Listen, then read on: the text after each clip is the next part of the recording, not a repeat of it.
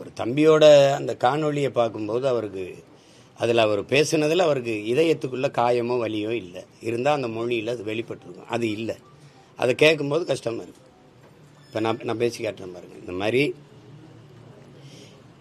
என் மீது பேரன்பு வைத்து நீண்ட காலமாக நேசித்த என் அன்பு சொந்தங்கள், நான் இந்த மாதிரி பரப்புரை பயணத்தில் வரும்போது என்னை பார்க்க வந்து நீண்ட நேரம் கால்கெடுத்து எனக்காக நின்றீங்க.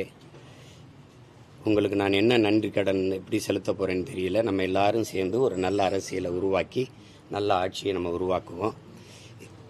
இது இந்த மாதிரி ஒரு கொடும் துயர நிகழ்வு நிகழ்ந்துருச்சு. பச்சிலம் குழந்தைகள் இறந்ததெல்லாம் எனக்கு மிகுந்த மன வலியை தருது. அதில் இவ்வளோ பேர் உயிரிழந்திருக்காங்க. அதுக்கு நானும் காரணமாயிட்டேன். இப்போ இந்த நிகழ்வை பொறுத்த வரைக்கும் தம்பி விஜய் அந்த இடத்துக்கு பரப்புரைக்கு போனதுனால தான் இது நிகழுது. நான் போலேன்னா அது நிகழாதுல்ல. நான் போனதுனால தான் நிகழுது. அப்ப காரணம் யாரு? ஆச்சி கொழுக்கட்டை மாவு வந்தாச்சு. ஆச்சி கொழுக்கட்டை மாவிற்கு கொழுக்கட்டை அச்சை கேட்டு வாங்குங்கள்.